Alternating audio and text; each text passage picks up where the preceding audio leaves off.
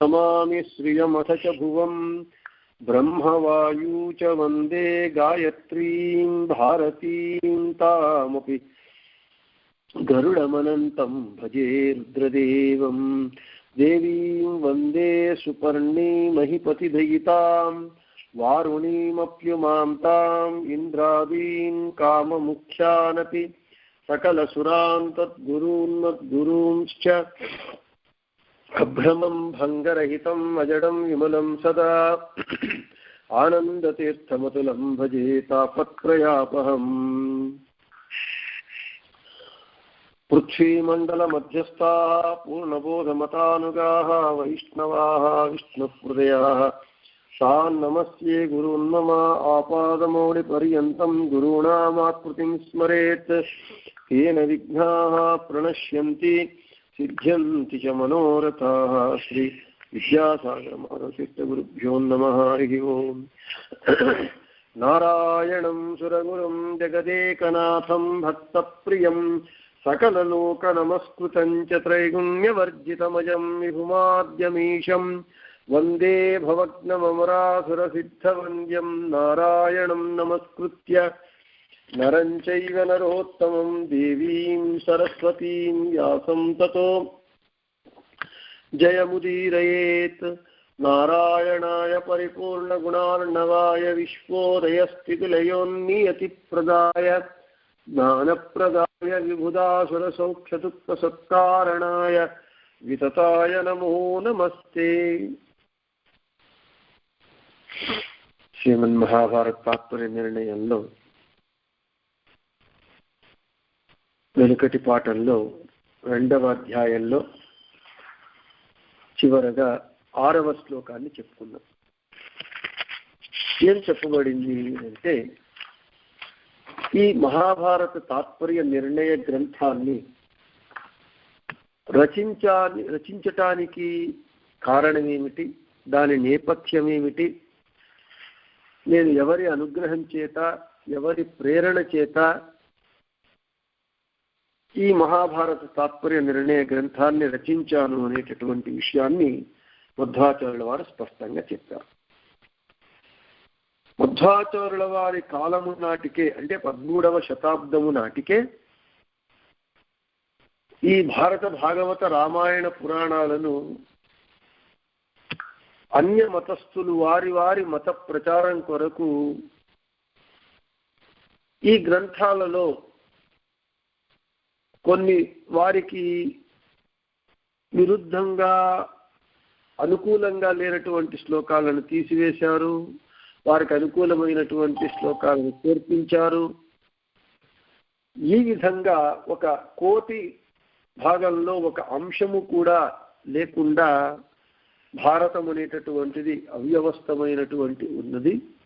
అప్పుడు భగవంతుడు శ్రీహరి ఆజ్ఞ చేత ప్రేరణ చేత మధ్వాచార్యుల వారు నేను ఈ గ్రంథాన్ని రచించాను అని మనకు నిన్న చెప్పుకున్న వెనుకటి పాఠంలో. ఈరోజు 7వ శ్లోకం. 7, 8, 9 శ్లోకాలలో ప్రామాణిక శాస్త్ర గ్రంథ రచనకు గ్రంథకర్త ఏ విధానాన్ని అనుసరిస్తాడు, దానికి కావలసినటువంటి ఆశ్రయపోయినటువంటి గ్రంథాలేమిటి, గురువుల అనుగ్రహము, ఈ రచింపబోయేటటువంటి ఈ గ్రంథం యొక్క గురుత్వము, ఈ విషయాలన్నీ ఈ 7, 8, 9 శ్లోకాలలో మధ్వాచార్యుల వారు వివరిస్తూ ఉన్నారు. శాస్త్రాంతరాణి సంజానన్ వేదాంశ్చాస్య ప్రసాదతః దేశే దేశే తథా గ్రంథాన్ దృష్ట్వా చైవ పృథగ్విదాన్ యథా స భగవాన్ వ్యాసః సాక్షాన్ నారాయణః ప్రభుః జగాద భారతాద్యేషు తథా వక్ష్యే తదీక్షయా సంక్షేపాత్ సర్వశాస్త్రార్థం భారతార్థానుసారతః నిర్ణయః సర్వశాస్త్రాణాం భారతం పరికీర్తితం.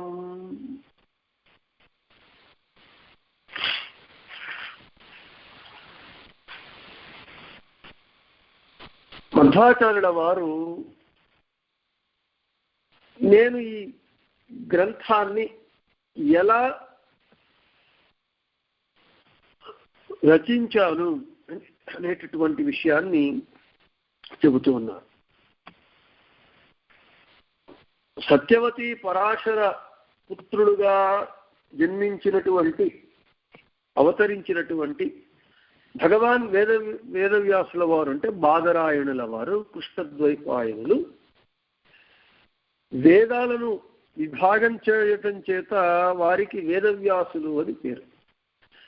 వేదములను విభాగము చేసినటువంటి వేదవ్యాసుల వారి అనుగ్రహముతో మధ్వాచార్యుల వారు చెబుతూ ఉన్నారు, మిగిలిన శాస్త్రాలను కూడా నేను తెలుసుకొని మళ్ళీ వేదములను తెలుసుకొని దేశ దేశములలో వివిధ రూపాలలో ఉన్నటువంటి గ్రంథములను చూసి ఏ విధంగా వేదవ్యాసుల వారు మహాభారతాదులలో చెప్పి ఉన్నారో అదే విధంగా సంగ్రహంగా సర్వశాస్త్రాల అర్థాన్ని నేను భారతార్థానుసారంగా వ్యాసానుగ్రహంతో చెప్పేదను. ఈ గ్రంథంలో నేను అలా విషయాన్ని నిరూపణ చేస్తాను. కారణం ఏమిటి అంటే అన్ని శాస్త్రముల నిర్ణయము భారతమే అని కీర్తింపబడింది అన్నారు.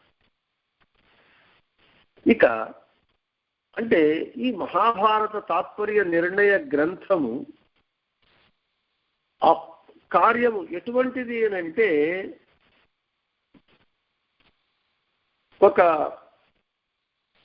ఒక గ్రంథాన్ని ప్రామాణికంగా పరిశోధించి దానికి వ్యాఖ్యానాన్ని రాయటము, దాని గురించి రాయాలి అనంటే ఆ రాసేటటువంటి అతనికి ఈ లక్షణాలు ఉండాలి, అతను ఈ విధంగా ప్రామాణికంగా ఒక గ్రంథాన్ని వ్యాఖ్యానం చేయాలంటే ఇలా చెయ్యాలి అని లోక శిక్షణార్థము లోకంలో ఎవరైతే మనం ఇప్పుడు ఏం చేస్తున్నాం, థీసిస్ అంటాం, పరిశోధనాత్మక గ్రంథము అని అంటాం. అంటే ఒక పరిశోధకునికి ఉండవలసిన లక్షణాలు ఏమిటి? ఒక పరిశోధకుడు ఒక గ్రంథానికి ప్రామాణికంగా వ్యాఖ్యానం చేసి ఆ గ్రంథము యొక్క విశిష్టతను ప్రామాణికతను ప్రపంచానికి ఎలా చూపించాలి అనే దానిని ఇక్కడ మధ్వాచార్యులు చెబుతూ నేను అలా చేశాను. అంటే ముందు ఎవరైనా ఏదైనా ఒక విషయంలో పరిశోధన చేసి మనం పిహెచ్డి థీసిస్ రాసి పిహెచ్డి డిగ్రీ పొందుతామనంటే ఇలా చెయ్యాలి, ఎలా చేస్తున్నానని విశదంగా చెప్తున్నా. శాస్త్రాంతరాణి సంజానం వేదాంశ్చాస్య ప్రసాదతః దేశే దేశే తథా గ్రంథాన్ దృష్ట్వా చైవ పృథగ్విధాన్ అని చెబుతున్నా. నేను వేదవ్యాసుల వారి యొక్క అనుగ్రహం చేత వేదములే కాక మిగిలిన శాస్త్రాలన్నింటినీ తెలుసుకున్నాను. వారి అనుగ్రహం చేత క్షుణ్ణంగా వేరే శాస్త్రాలన్నింటినీ అధ్యయనం చేసి తెలుసుకున్నాను.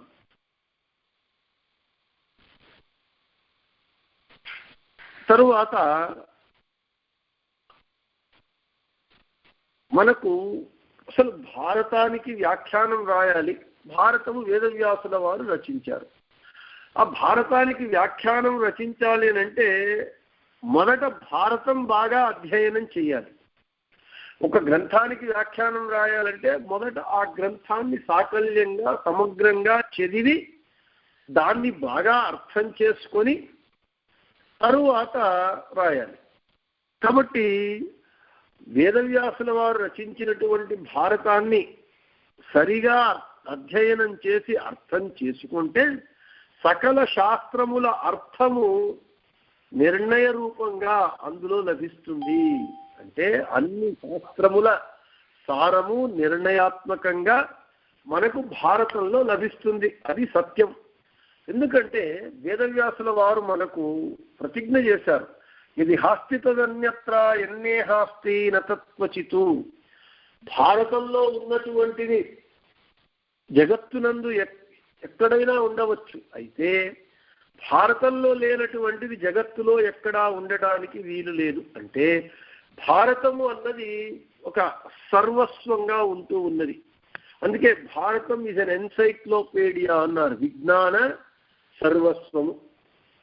కాబట్టి భారతాన్ని బాగా అధ్యయనం చేసి అర్థం చేసుకుంటే సకల శాస్త్రములు ఉన్నాయి కదా, అన్ని శాస్త్రముల అర్థము నిర్ణయాత్మకంగా మనకు భారతంలో లభిస్తుంది. అదే చెబుతూ ఉన్నారు. అదే అన్నారు, వేదవ్యాసుల వారి చేత అనుగ్రహం చేత శాస్త్రాలను చదివాను, వేదములను చదివాను. అయితే ఈ భారతం అనేటటువంటిది కాలగతిలో ఏమైంది, అనేక కారణాల వల్ల అస్తవ్యస్తముగా మారిపోయింది. మనం నిన్న చెప్పుకున్నాం, తమ మతాలను ప్రచారం చేసుకోవటానికి శ్లోకాలను చొప్పించటము, తీసివేయటము, మార్చేయటము, ఈ విధంగా చేసి మధ్వాచారుల కాలము నాటికే మహాభారతాన్ని అస్తవ్యస్తముగా చేసి పెట్టారు, భ్రష్టు పట్టించారు. అయితే ఆ భారతాన్ని ఇది సరి అయినటువంటి భారతము అంటే ఈ శ్లోకము వేదవ్యాసుల వారి చేత రచింపబడింది, ఈ శ్లోకము వేదవ్యాసుల వారి చేత రచింపబడలేదు, ఇది ప్రక్షిప్తము అంటే వేరే వాళ్ళ చేత చొప్పించబడింది కొత్తగా అని. అంటే భారతం యొక్క యథార్థ రూపాన్ని, అంటే వేదవ్యాసుల వారు ఏమి రాశారో దానిని మనకు పాఠకులకు తెలియజేయటం అనేటటువంటిది గొప్ప బాధ్యత.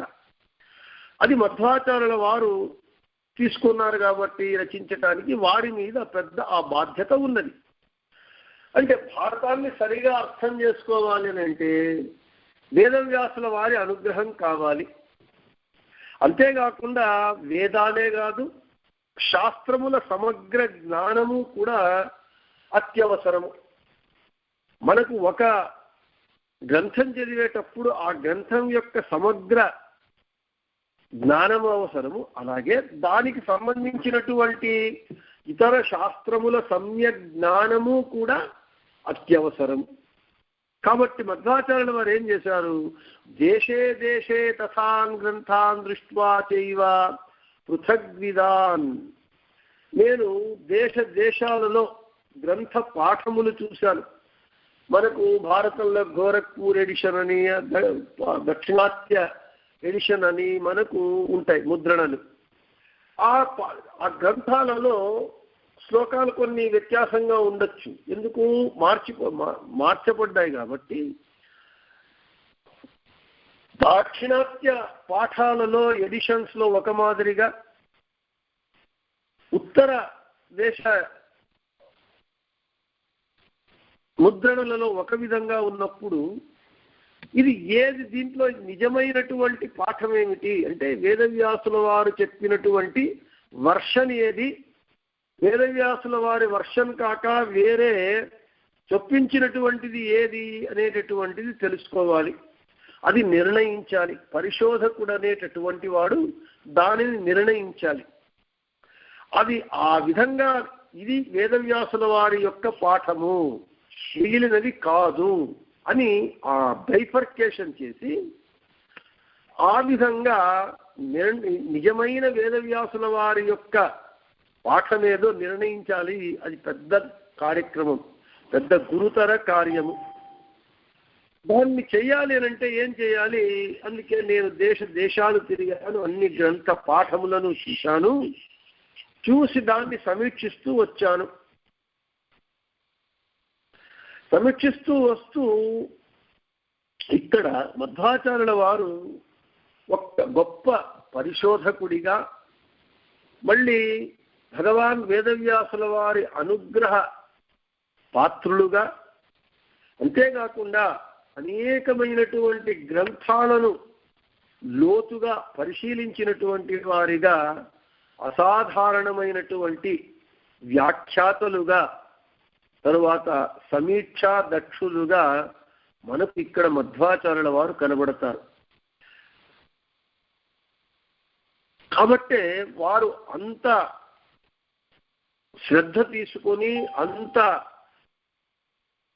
జాగ్రత్తలు తీసుకొని ఈ మహాభారత తాత్పర్య నిర్ణయాన్ని రచించారు. కాబట్టే ఇది నిర్ణయాత్మకమైనటువంటి అత్యంత ప్రామాణికమైనటువంటి గ్రంథముగా ఇప్పటికీ విరాజమానం అవుతూ ఉన్నది. అయితే ఇవన్నీ మళ్ళీ ఏం చేయాలి? సంక్షేప సర్వశాస్త్రార్థం భారతార్థానుసారత నిర్ణయ సర్వశాస్త్రాణం భారతం పరికీర్తితం. ఈ అన్ని శాస్త్రముల సారము, శాస్త్రముల అర్థాన్ని, అన్ని శాస్త్రముల అర్థాన్ని భారతార్థానుసారంగా, ఎందుకు భారతము విజ్ఞాన సర్వస్వము అన్నింటి యొక్క అన్ని ఉన్నది దానిలో. కాబట్టి సర్వశాస్త్రముల అర్థాన్ని భారతార్థానుసారంగా నేను భగవాన్ వేదవ్యాసుల వారి అనుగ్రహం చేత చెప్తాను. అంతేకాకుండా నిర్ణయ సర్వశాస్త్రాణం భారతం పరికీర్తితం. ఎందుకయ్యానంటే అన్ని శాస్త్రముల నిర్ణయము భారతమే అని కీర్తింపబడింది. అంటే భారతము సకల శాస్త్రముల నిర్ణయము అని చెప్పబడింది. కాబట్టి అన్ని జాగ్రత్తలు తీసుకొని ఈ విధంగా వేదవ్యాసుల వారి పాఠమేదో, వారు ఏమి రచించారో, తరువాత వేరే వాళ్ళు ఏమి దానిలో వారి యొక్క కల్పనలు చొప్పించారో, వీటన్నింటినీ విభాగం చేసి వేరు చేసి కేవలం వేదవ్యాసుల వారి యొక్క పాఠమును మనం తెలుసుకొని దాన్ని బాగా అర్థం చేసుకొని చెప్పాలి అంటే ఇంత ప్రయత్నం ఉండాలి, కృషి ఉండాలి. చేస్తే గాని మనకు మధ్వాచార్యులు చేసినందుకే ఇప్పుడు మనము మహాభారత, భాగవత, రామాయణ, హరివంశ పురాణాదులలో వచ్చేటటువంటి అనుమానాలను, అపోహలకు, మనకు అనుమానాలకు, అపోహలకు మనకు స్పష్టమైనటువంటి సమాధానం దొరుకుతూ ఉన్నది. అయితే మీరు జీవోత్తములు, వాయుదేవులు, సర్వజ్ఞులు, వాయుదేవుల అవతారము మధ్వాచార్యులను చెబుతూ ఉన్నారు. మధ్వాచార్యులు సర్వజ్ఞులు కదా, వారి పేరే సర్వజ్ఞాచార్యులని పేరు ఉన్నది కదా. అటువంటి వారికి ఇవన్నీ చెయ్యాలా? వాళ్ళకి అన్నీ తెలిసి ఉంటుంది కదా. దేశ దేశాలు ఎందుకు తిరగాలి, అన్ని పాఠాలను ఎందుకు పరిశీలించాలి అనంటే అది మధ్వాచార్యులకు అవన్నీ పెద్ద విషయం కాదు, వాళ్ళు సర్వజ్ఞులు కాబట్టి. అయితే ఎందుకయ్యా అవన్నీ చేశారు అనంటే ఒక ప్రామాణికమైనటువంటి వ్యాఖ్యానకారునికి ఉండవలసిన అర్హతలు ఇవి.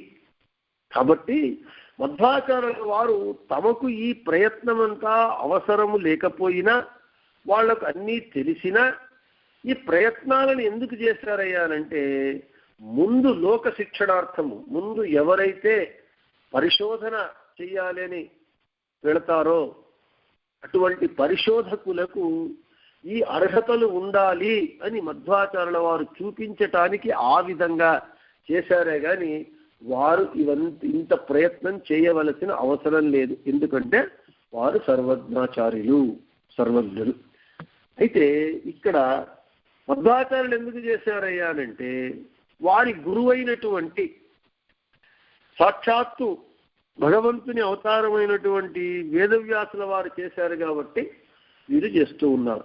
భగవద్గీతలో మనకు కృష్ణుడు చెప్తాడు, యద్యాచరతి శ్రేష్ఠ తత్తదేవే ఇతరో జనాః అని. అంటే సమాజంలో ఉన్నత స్థానంలో ఉన్నటువంటి వ్యక్తి దేనినైతే ఆచరిస్తాడో వారినే అందరూ, మిగిలిన వారు వానికంటే తక్కువగా ఉన్నటువంటి వారందరూ కూడా వారినే అనుసరిస్తారు.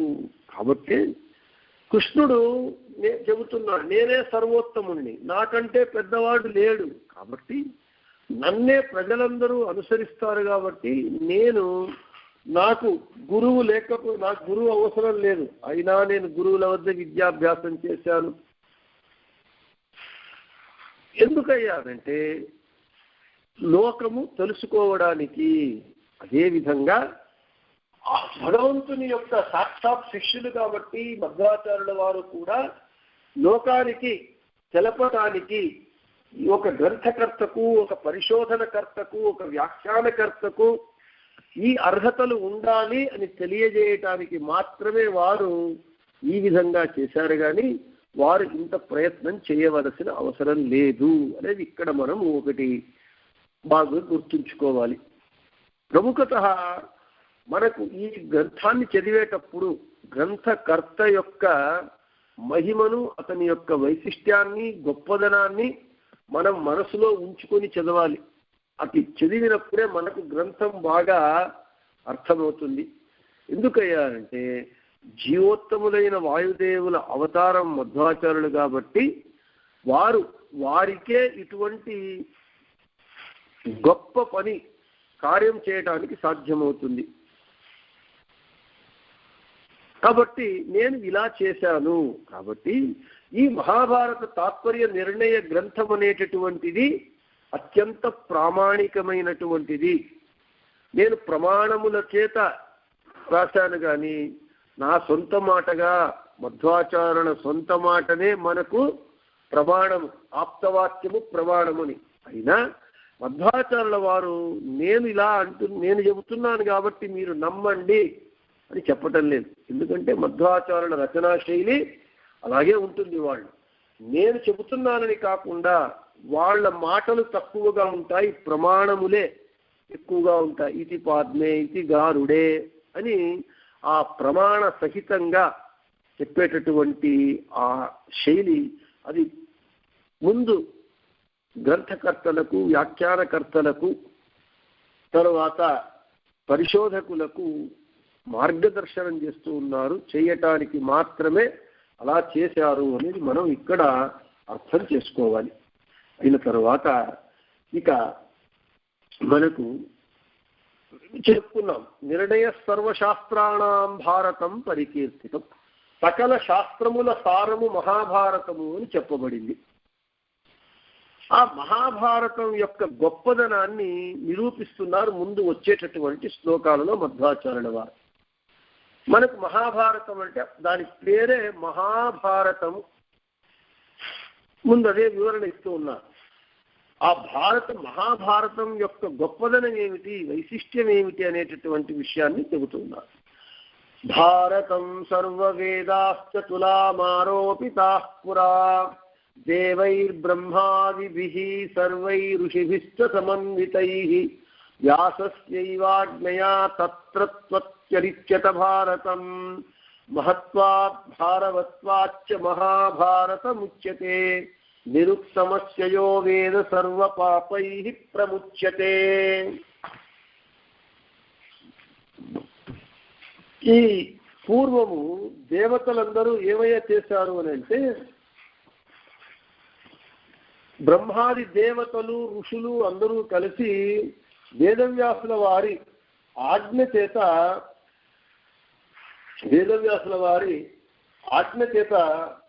ఈ భారతాన్ని సకల వేదాలను కూడా ఒక తులలో త్రాసులో పెట్టి తూచారట. తూచినప్పుడు అంటే ఒక పక్క సకల వేదాలు శాస్త్రాలు పెడితే ఒక సైడు త్రాసునందు భారతాన్ని పెట్టారు. అప్పుడు భారతమే ఎక్కువగా తూగినది. కాబట్టి వేదాది శాస్త్రముల కంటే మహత్వ భారవత్వములు కలిగినది కాబట్టి అది మహాభారతం అని పిలువబడింది. మహాభారత నిర్వచనం తెలుసుకున్నవాడు సమస్త పాపముల నుండి ముక్తుడవుతాడు అనేది ఈ 10-11 శ్లోకముల యొక్క భావము, అర్థము. ఇక వివరణ చూద్దాం.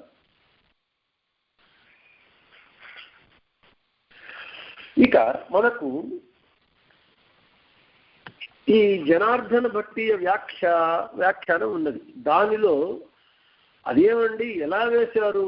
భారతము 1,00,000 శ్లోకముల యొక్క గ్రంథము, వేదాలు, శాస్త్రాలు అపారంగా ఉంటాయి.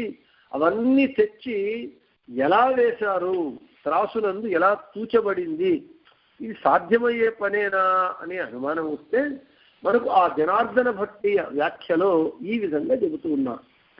ఆ తూకం వేయటం అనేటటువంటి ఈ విషయాన్ని బ్రహ్మాండ పురాణంలో చెప్పినట్టుగా వాక్యాలు అని చెప్పి ఆ జనార్దన భట్ట వ్యాఖ్యలు ఇలా చెబుతూ ఉన్నారు. ఎలా తూకం వేశారు అంటే, భారత అభిమాని దేవత మళ్ళీ వేదాది శాస్త్రాభిమాని దేవతలను మణులలో ఆవాహన కావించి ఆ వేదములు సకల శాస్త్రముల అభిమాని దేవతలనంతా ఒక మణిలో, భారతం యొక్క అభిమాని దేవతను ఒక మణి యందు ఆవాహన చేసి, ఈ వేదములను శాస్త్రములను అభిమాని దేవతలను ఆహ్వానించినటువంటి మణిని ఒక త్రాసులో ఒకవైపు, భారతాభిమాని దేవతను ఆవాహన చేసిన మణిని ఒక త్రాసులోనూ పెట్టారు. ఆ పెట్టినప్పుడు భారతమును ఆవాహన చేసినటువంటి ఆ మణియే ఎక్కువ భారంగా తూగింది అంటూ చెబుతున్నారు. ఇక్కడ వేదము వేద అంటే వేదయంతీతి వేదాహ అంటే తెలియజేయునవి, మనకు తెలియజేయునవి అనగా శాస్త్రము అని అర్థం. అంటే ఏమి తెలియజేస్తాయి? భగవంతుణ్ణి తెలియజేస్తాయి అని చెబుతూ, ఇక మనకు అంటే అందుకే అన్నారు, భారతం సర్వవేదాశ్చతురామారోపితా పురా దేవై బ్రహ్మాద్భి సర్వై ఋషిభిశ్చ సమన్వితై చెబుతూ వేదవ్యాసుల వారి ఆజ్ఞ చేత అనుగ్రహం చేత చేశారు చెప్తూ, మహత్వాత్ భారవత్వాచ్చ మహాభారతముచ్యతే. ఇక్కడ మహత్వము భారవత్వము, మహత్వము అంటే వాసి, భారవత్వము అంటే రాశి, వాసియందు రాశియందు భారతము అన్నింటికంటే ఎక్కువగా తూగినది కాబట్టి అందుకే నాకు మహత్వాత్ భారవత్వాచ్చ, మహత్వనందు వాసియందు భారమునందు కూడా అన్నింటికంటే ఎక్కువగా తూగినది కాబట్టి ఇది మహాభారతము అని దీనికి పేరు వచ్చింది అని మనకు చెబుతూ ఉన్నారు. ఇక్కడ రాశి వాసియందు నేను మొదటి రోజే చెప్పినట్లుగా మనకు ఇప్పుడు ప్రపంచంలో ఇలియడ్ అండ్ ఒడిస్సీ అనేటటువంటిది గ్రీకు ఇతిహాసము. అది ప్రపంచంలో ఉన్నటువంటి ఇతిహాసాలలో పెద్దది అని చెబుతారు. అయితే ఆ ఇలియడ్ అండ్ ఒడిస్సీ అనేటటువంటి గ్రీకు ఇతిహాసము భారతంలో 1/8 కూడా కాదు. అంటే ఆ ప్రపంచంలో పెద్ద ఇతిహాసం అని పిలువబడేటటువంటి ఆ ఇలియడ్ అండ్ ఒడిస్సీ కంటే భారతము 8 రెట్లు పెద్దగా ఉన్నది. అంటే ఏమిటి? భారం 1,00,000 శ్లోక గర్భితము కాబట్టి భారం అంటే వెయిట్, భారత్. కాబట్టి భారతంలో ప్రపంచంలో ఉన్నటువంటి అన్ని గ్రంథముల కంటే ఎక్కువగా ఉన్నది. ఇక భారవత్వాచ్చ మహత్వాచ్చ, మహత్వం అంటే దానిలో ఉన్నటువంటి క్వాలిటీ, క్వాలిటేటివ్లీ క్వాంటిటేటివ్లీ, రాశి వాసి, క్వాలిటీ మహత్వం అంటే భారతంలో లేనటువంటి విషయం లేదు, సకల శాస్త్రముల సారము దానిలో చెప్పబడి ఉంది. మనకి ఏది కావాలన్నా ఇట్ ఈస్ ఎన్ ఎన్సైక్లోపీడియా, అంటే దానిలో వెతుక్కోవడానికి మనకు చేత కావాలంతే. ఎలా అంటే నిఘంటు డిక్షనరీ ఉన్నది, డిక్షనరీలో మనకు కావలసినటువంటి శబ్దముల అర్థములు ఉంటాయి. అయితే డిక్షనరీ చూడడానికే మొదట రాకపోతే అర్థాలు ఎలా తెలుస్తాయి? మనకు కావలసినటువంటి శబ్దాల అర్థాలు తెలుసుకోవాలి అని అంటే మొదట నిఘంటు డిక్షనరీ చూసేది తెలుసుకోవాలి. ఎలా చూడాలి డిక్షనరీ? ఎయిమ్ అని అంటారు. ఎయిమ్ అంటే ఏఐఎం. చూడాలంటే ఎలా చూడాలి? పేపర్లన్నీ వెతికితే లాభం లేదు. ఎయిమ్ అంటే డిక్షనరీ చూసేది అని ఒక క్రమం ఉన్నది. ఆల్ఫాబెటికల్గా ఏతో వచ్చే అక్షరాలన్నీ మొదట చెప్పుకుంటూ వస్తారు. తర్వాత రెండవ అక్షరము, మూడు, అలాగే ఆల్ఫాబెటికల్గా చెప్పుకుంటాం. అలా మనం ఆల్ఫాబెటికల్గా అక్షర క్రమంలో ఆ ఎయిమ్ అనేటటువంటి పదాన్ని డిక్షనరీలో వెతికితే మనకు అప్పుడు గురి అనేది తెలుస్తుంది. డిక్షనరీ చూడడానికే రాకపోతే మనకేం తెలుస్తుంది? అలాగే భారతం కూడా విజ్ఞాన సర్వస్వంగా ఉంటూ ఉన్నది. దానిలో లేనటువంటిది లేదు. అయితే ఈ 1,00,000 శ్లోకాలలో అంటే ఒక గ్రంథం అంటే మొన్న చెప్పుకున్న 32 అక్షరాలు, 32 అక్షరాలు ఇంటూ 1,00,000, 32 లక్షలు, 18 పర్వములు, అనేక అధ్యాయాలు. ఇంత పెద్ద భారతంలో మనకి ఎక్కడ ఉన్నది అనేది తెలుసుకోవాలంటే డిక్షనరీ చూసేది నేర్చుకున్నట్లుగా మొదట భారతాన్ని చదవటము, అర్థం చేసుకోవడానికి మనం నేర్చుకోవాలి. కాబట్టి ఈ భారతము మహత్వాచ, మహత్వనందు కూడా, క్వాలిటేటివ్లీ కూడా, వాసియందు కూడా భారతము గొప్పది. ఎందుకు? సకల శాస్త్రముల సారభూతంగా నిర్ణయ సర్వశాస్త్రాణం భారతం పరికీర్తితం. సకల శాస్త్రముల నిర్ణయము భారతము అని చెప్పబడింది. కాబట్టి ఇది మహత్వాచ భారవత్వాచ మహాభారతముచ్యతే. దీనికి మహాభారతం అనే పేరు వచ్చింది.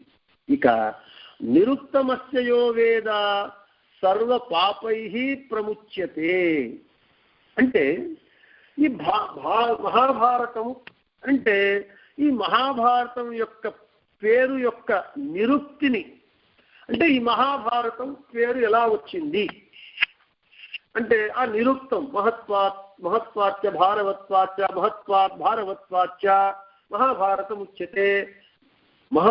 మహత్తునందు భారమునందు అన్నింటికంటే పెద్దది కాబట్టి దీనికి మహాభారతం అని పేరు వచ్చింది అని ఆ నిరుక్తిని, ఆ పేరు ఎలా వచ్చింది అని అంత తెలుసుకున్నంత మాత్రం చేత మనకేమవుతుంది?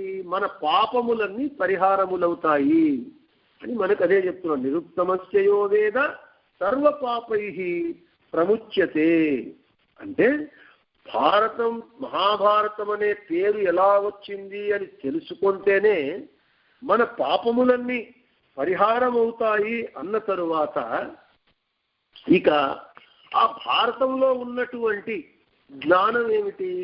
విష్ణు సర్వోత్తమత్వ జ్ఞానము. భారతం ఏం చెప్పబడుతున్నది? ఆధ్యాత్మనిష్టం భారతం సర్వముచ్యతే.